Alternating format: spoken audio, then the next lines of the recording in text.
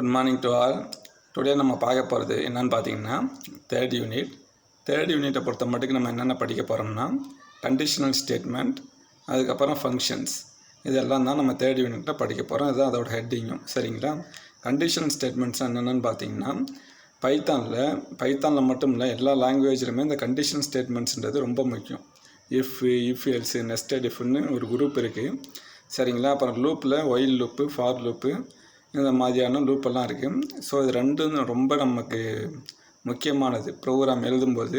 இதெல்லாம் வச்சு தான் நம்ம ப்ரோக்ராமே உருவாக்குறோம். ஓகே, இது இல்லாமல் ஒரு சிறந்த ப்ரோக்ராம்லாம் உருவாக்க முடியாது. சரிங்களா?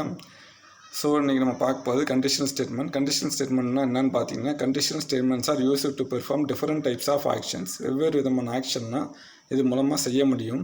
It works depending on whether a condition is true or false. இது ஒரு கண்டிஷன் ட்ரூவா இல்லை ஃபால்ஸா அப்படின்றத அதை பொறுத்து இது செயல்படும். ஓகேங்களா? ட்ரூவாக இருந்தால் ஒரு கோட் எக்ஸிக்யூட் ஆகும், ஃபால்ஸாக இருந்தால் ஒரு கோட் எக்ஸிக்யூட் ஆகும்.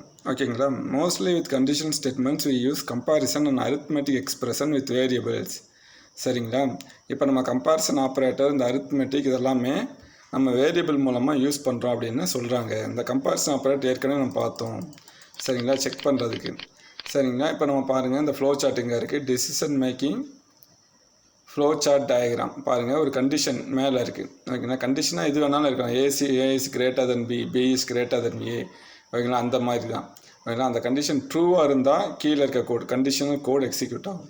ஃபால்ஸாக இருந்தால் வெளியே வந்துடும், கண்டிஷனை விட்டு வெளியே வந்துடும் சொல்கிறாங்க. சரி, என்னென்ன விதமான கண்டிஷன் ஸ்டேட்மெண்ட்ஸ் இருக்குது அப்படின்னு பார்ப்போமா?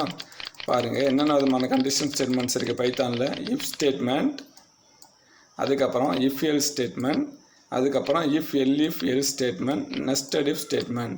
சரிங்களா? இது நீங்கள் பைத்தானில் ப்ரோக்ராம் எழுதும்போது கண்டிஷன் ஸ்டேட்மெண்ட்டை வச்சு நிறையா ப்ரோக்ராம் உங்களுக்கு வரும்பா. கண்டிஷன் ஸ்டேட்மெண்ட்ஸ் ரொம்ப முக்கியமானது பைத்தானில். சரிங்களா?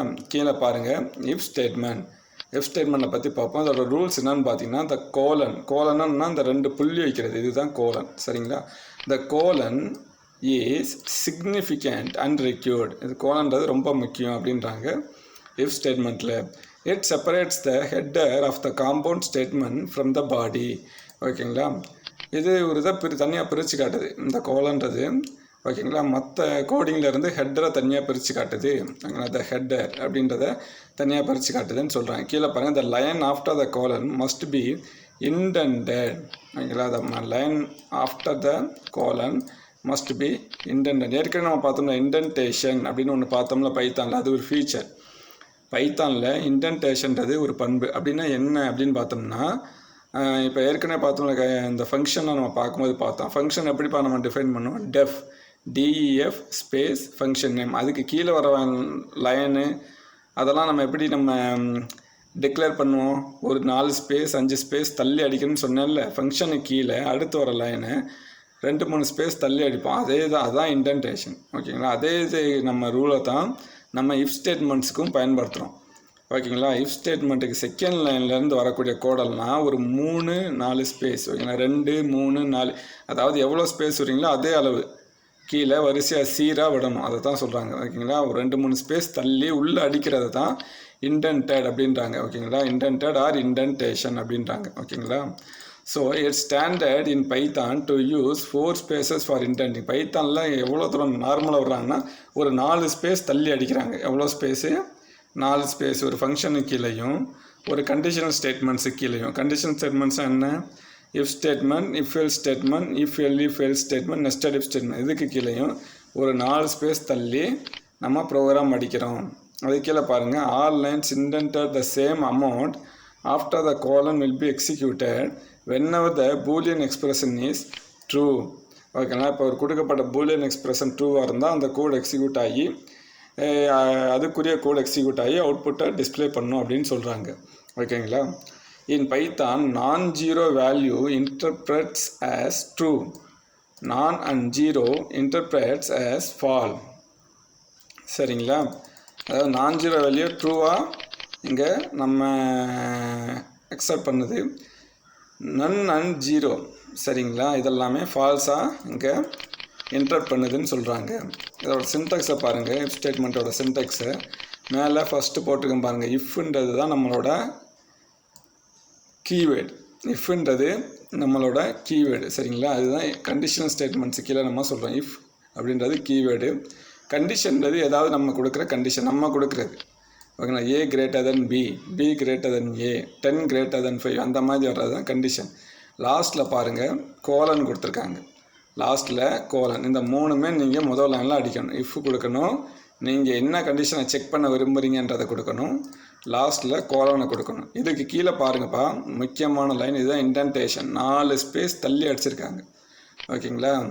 4 ஸ்பேஸ் தள்ளி அடிச்சிருக்காங்க. ஸ்பேஸ்னால் ஒன்றுமே இல்லைங்க பாருங்கள். உங்களுக்கு நான் மறுபடியும் பண்ணி காட்டுறேன். 1 2 3 4 சரிங்களா. ஒரு 4 ஸ்பேஸ் தள்ளி உள்ளே அடிச்சுக்கலாம். இதுதான் ட்ரூ ஸ்டேட்மெண்ட் பிளாக். அதாவது இந்த கோடு கீழே இருக்க கோடு மேலே இருக்க கோடுக்கு உள்ள அடக்கம்னு அர்த்தம் ஓகேங்களா. இந்த கோடுக்கு இதுக்கு அடக்கம்னு அர்த்தம் ஓகேங்களா. இது எல்லாம் சேர்ந்தது ஒரு கோடு, ஒரு ஃபேமிலின்னு அர்த்தம் சரியா.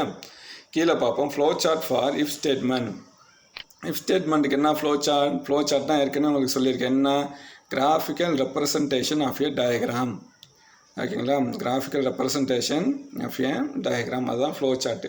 அதில் பிக்சராக போட்டு அதை புரிய வைக்கிறது தான் flow chart. Graphical representation flow chart is a graphical representation. முதல்ல பாருங்கப்பா என்ன போட்டிருக்கீங்க, கண்டிஷன் போட்டிருக்கு.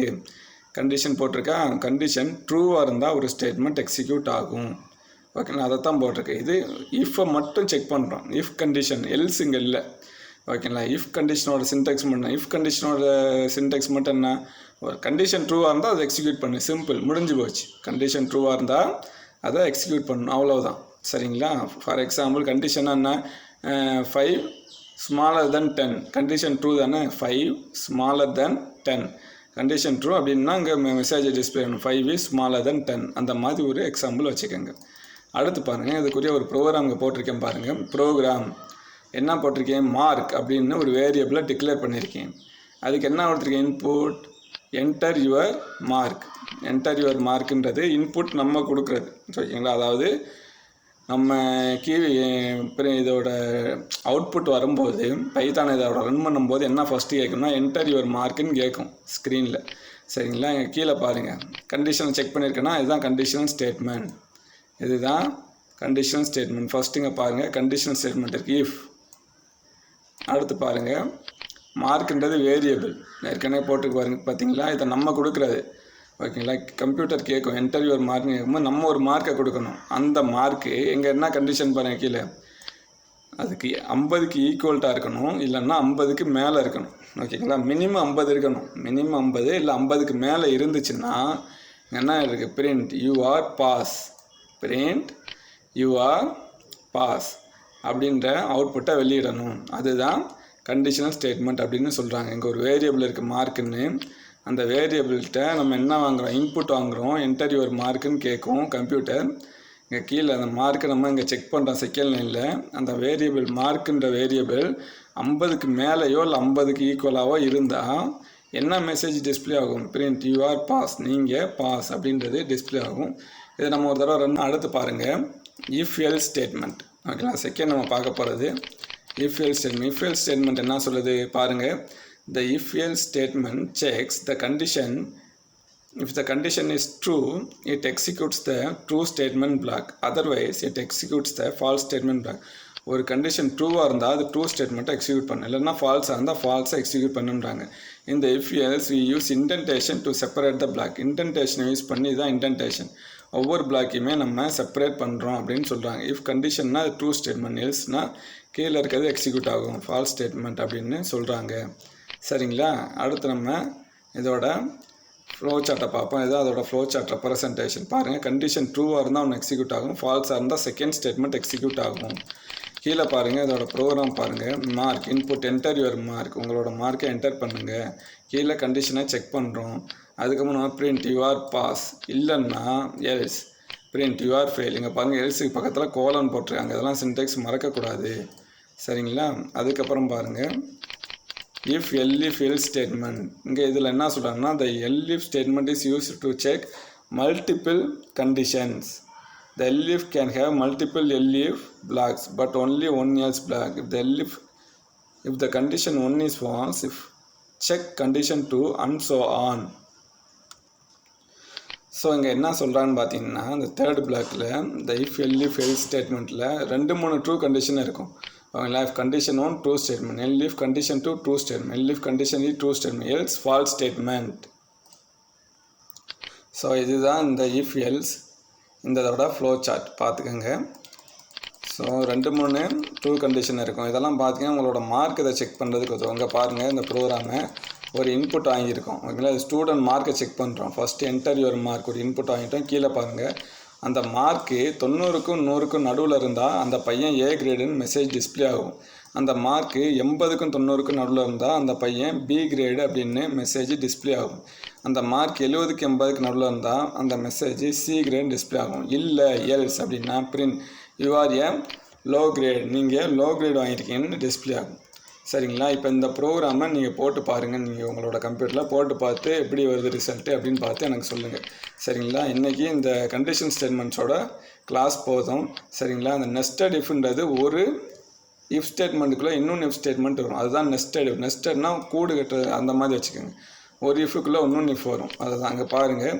இங்கே என்ன பண்ணியிருக்கோம், ஒரு இன்புட்டை வாங்கியிருக்கோம் என்டர் யுவர் மார்க்குன்னு. கீழே பாருங்கள் அந்த மார்க் என்ன பண்ணோம்னா 0வாக இருக்கணும் இல்லை 0க்கு மேலே இருக்கணும் அப்படின்னு ஒரு கண்டிஷன் போட்டிருக்கோம். கீழே பாருங்கள் மார்க் இஸ் 0, 0 டபுள் சீக்குவல்னால் ரெண்டுமே ஒன்றா இருக்குன்னு அர்த்தம்.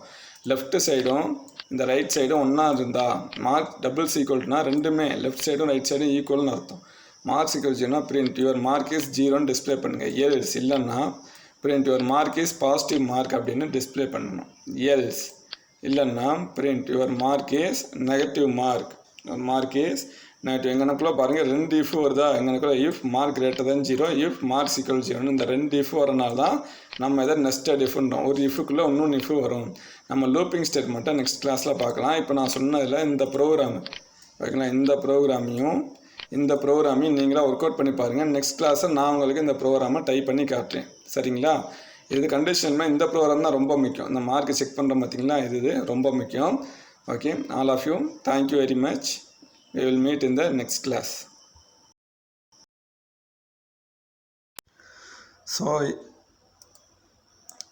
ஸோ இப்போ நம்ம பார்க்க போகிறது என்னன்னு பார்த்தீங்கன்னா, நம்ம ஒரு பைத்தானில் ஒரு இஃப் ஸ்டேட்மெண்ட்டை யூஸ் பண்ணி ஒரு எக்ஸாம்பிள் ப்ரோக்ராம் பார்க்க போகிறோம். சரிங்களா? ஸோ பைத்தானை இஃப் அண்ட் எல்இஃப் ஸ்டேட்மெண்ட் ரொம்ப முக்கியம். அதை பயன்படுத்தி ஒரு 3 ஸ்டூடெண்ட்ஸோட மார்க்கை நம்ம செக் பண்ண போகிறோம். பைத்தானில் நம்ம இஃப் அண்ட் எல்இஃப் சின்டெக்ஸை யூஸ் பண்ணி ஒரு 3 ஸ்டூடெண்ட்ஸோட மார்க்கை செக் பண்ண போகிறோம். ஓகே, அதாவது 3 ஸ்டூடெண்ட்ஸாக இருக்கலாம், இல்லைனா ஒரு ஸ்டூடெண்ட்டோட மார்க்கை செக் பண்ண போகிறோம் அந்த ப்ரோக்ராம். சரிங்களா? இப்போ நீங்கள் ஒரு மார்க்கை என்ட்ரு பண்ண உடனே அந்த ஸ்டூடெண்ட் பாஸாக ஃபெயிலான்னு பைத்தான் ப்ரோக்ராம் காட்டும். சரிங்களா?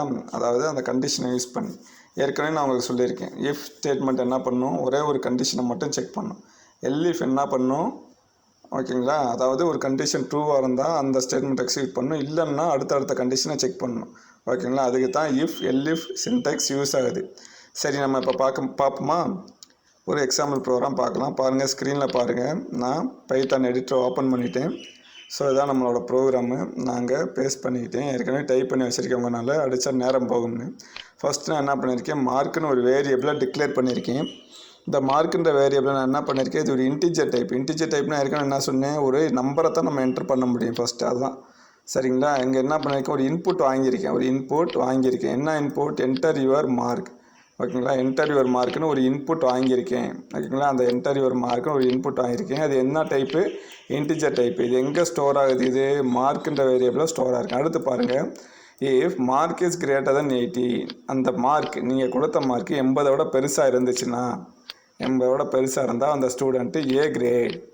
எல்இஃப் இல்லைன்னா அப்படின்னு அர்த்தம். இல்லைன்னா mark greater than or equal to 60, 60க்கு மேலே இருந்துச்சுன்னா யூ ஆர் பி கிரேட் அப்படின்னு டிஸ்பிளே ஆகும். எல்இஃப் இல்லைன்னா mark greater than or equal to 45 அப்படின்னு வந்துச்சுன்னா, ஒரு மார்க் ஒரு 45 நீங்கள் கொடுத்துருந்தீங்கனாலோ இல்லை 50 கொடுத்தீங்கனாலோ print you are a C கிரேட்னு வரும். எல்இஃப் இல்லைன்னா இதான் last, mark is smaller than 45, 45 கீழே மார்க் இருந்துச்சுன்னா பிரிண்ட் யூ ஆர் ஃபெயில் அப்படின்னு ஒரு ப்ரோக்ராம் நம்ம எழுதினோடனே அதுக்கேற்ற மாதிரி நீங்கள் கொடுக்குற மார்க் ஏற்ற மாதிரி இதோட மெசேஜை அது டிஸ்பிளே பண்ணும். சரிங்களா? எல்ஸ் என்ன கொடுக்குறோம், you are A low great கூட அங்கே தேவையில்லை. ஓகேங்களா?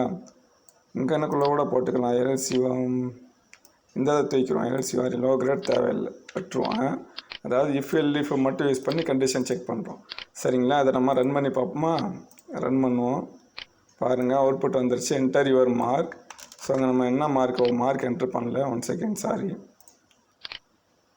இது காரணம் என்னென்னா நம்ம /n போடலை. ஓகேங்களா, இப்போ பாருங்களேன், இப்போ இந்த ப்ரோக்ராமை ரன் பண்ணோடனே இங்கே வருது. வந்தோடனே இங்கேயே நான் மார்க் என்ட்ரு பண்ணேன்னா இல்லை, ஃபார் எக்ஸாம்பிள் 50 அப்படின்னு போட்டால் அங்கே அவுட்புட் காட்டிடும் URA C கிரேடுன்னு. ஓகேங்களா, ஓகே. இப்போ நம்ம அவுட்புட் வந்துருச்சு. மறுபடியும் இந்த ப்ரோக்ராம் நான் ரன் பண்ணுறேன். பண்ணோடனே இங்கே வருது பார்த்தீங்களா, என்டர் யுவர் மார்க்குன்னு இங்கே அவுட்புட் கேட்குது. நான் அதை அடுத்த லைனுக்கு என்ட்ரு அமுக்குறேன். இப்போ அமுக்கணுன்னே எரர் காட்டுது. இது காரணம் ஏன்னு பார்த்தீங்கன்னா நமக்கு /n போடலை. /n போட்டால் கர்சர் அடுத்த லைனில் வந்து நிற்கும். /n போட்டேன் பார்த்தீங்களா, அங்கே பாருங்கள் /n போட்டிருக்கேன். ஏற்கனவே போன கிளாஸை பார்த்தோம்ல /n அப்படின்னா நியூ லைனில் வந்து நிற்கும் கர்சர். எது கர்சர்? இங்கே பிளிங்க் ஆகிட்டே இருக்கு பாருங்க, இங்கே பிளிங்க் ஆகிட்டே இருக்கா, இதுதான் கர்சர். இது அடுத்த லைனில் வந்து நிற்கும். இப்போ எதாவது சேவ் பண்ணிவிட்டு இப்போ பாருங்களேன், ரன் பண்ணுறேன். ஓகேங்களா, அவுட்புட் கேட்டுருச்சு. பாருங்கள், கர்சர் எங்கே நிற்கிது, அடுத்த லைனில் வந்து நிற்கிதா, கீழே பிளிங்க் ஆகுதா, இதுதான் அதுக்கு வித்தியாசம். இப்போ எங்கே என்ட்ரி பண்ணுவோமா? என்ன என்ட்ரி பண்ணலாம்? 91 பண்ணுவோம். URA A grade. குட்.